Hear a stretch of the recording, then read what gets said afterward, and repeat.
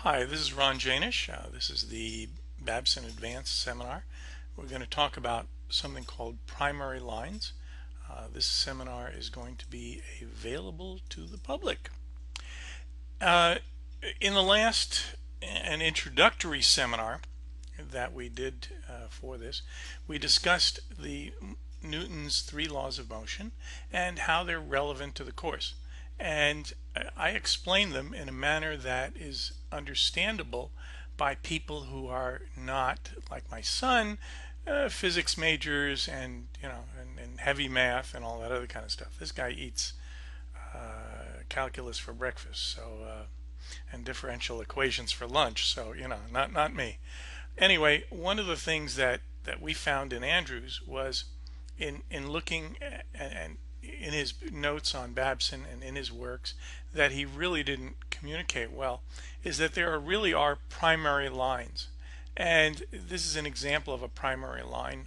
This one occurred here in royal gold. And uh, the lines are not necessarily all median lines or all this or all that. They're different. But when you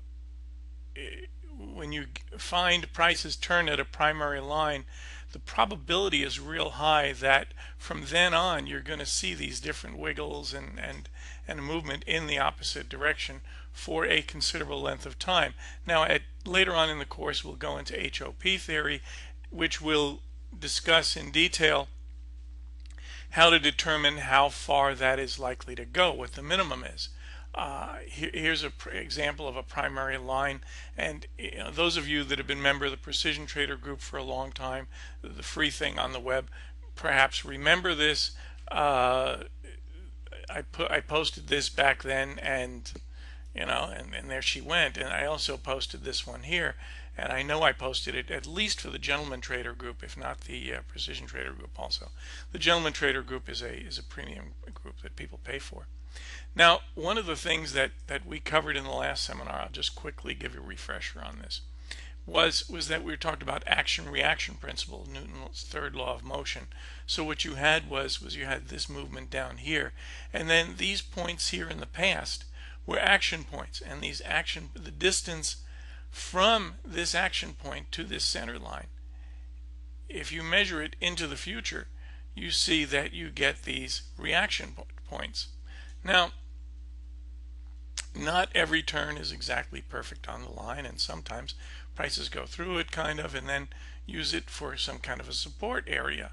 And these are not what we would necessarily call primary lines, except if we were to look at the market on a much smaller time scale. Okay, so because then we would apply hop theory, which would let us know how far it's going to go. So if I'm looking at this on a daily chart, I'm probably looking at these as being, let's say, tertiary lines, where in other words, I'm looking at these lines here as giving me an indication, an idea as to what's going to happen, not something that I would actually trade off by itself. Okay.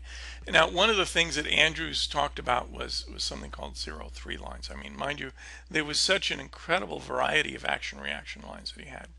But they're really kind of neat and interesting, because let's take a look at this point here, this up and down move here. We can see it on this chart here. So what happens is that prices react in this area here and come back down and do their little thing. It takes almost 2 weeks, and so it gives you a lot of time to look at it. And as prices start moving up and you figure out, hey, it's going up, how far is it going to go? Well, one of the things you can use is you can use these bigger time frame lines, and then you can also really narrow it down by using the 0-3s from this movement here. And this gives you this reaction line here that's drawn here, gives you the indication of where the first one is, right? And this reaction line here gives you an idea of where the second one is likely to be. And then I haven't drawn in the third one, but you can probably get that also. So that's kind of neat. What's more important about the third one is that it winds up being a good support for the next move to the upside. Now let's take a look at another look at combining primary lines with tertiary lines. So here we have a situation where we had a primary line. This low here was a primary line in the S&P lately. And if we draw our action reaction lines, which is this line here, this here's your center line, here's your action point, here's your reaction point. You can see that this tertiary line was pretty good at giving you an idea as to where the market will turn. Okay. Now, did I use the action reaction line here? Well, personally, they're not zeroing in enough for me. Okay. I look for stuff that's really more precise. So what happened was at the time, and this was on this day here when it bottomed out at the MLH, I sent out the email and I said, well, look, guys, this was 11 o'clock my time, which meant it was 2 hours before the close. Okay. Or, yeah, and actually it closes as E-minis close a little after that. So, you know.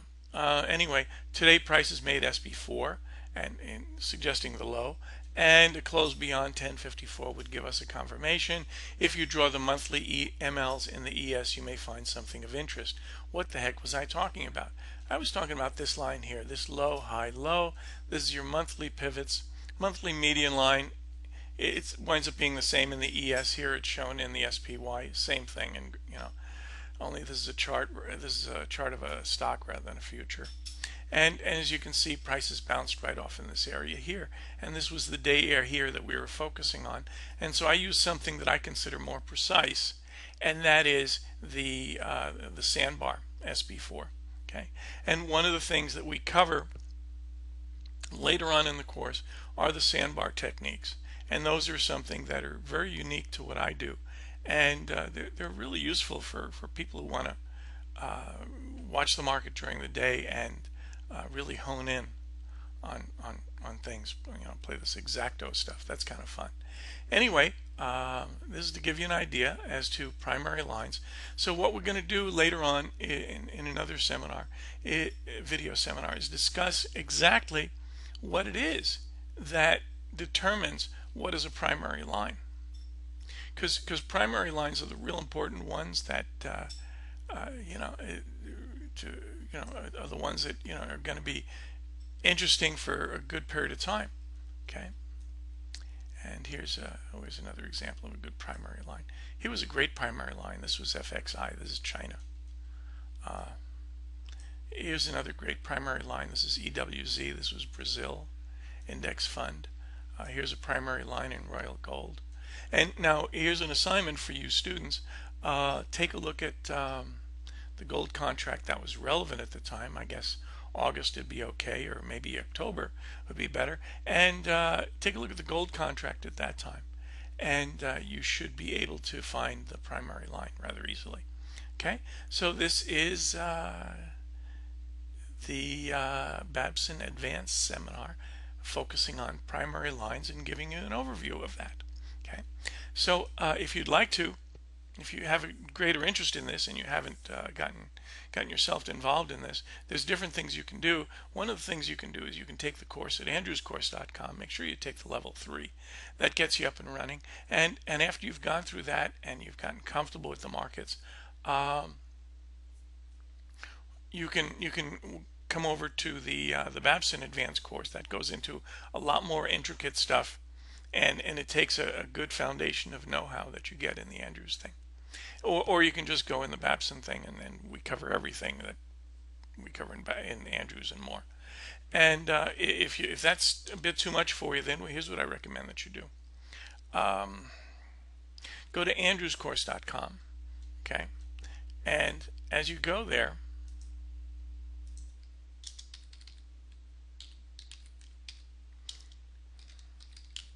or yeah, and ANDREWS. Oh God. Okay, let's take that page, and as you go there, come on, baby, let's go. That's it. You can go down here, and you can click on here. Okay, real-time hypothetical trades, hypothetical, oh, whatever. Okay, and or you can click on elves. Okay, and if you click on elves, this is really kind of cool. Show you what comes up.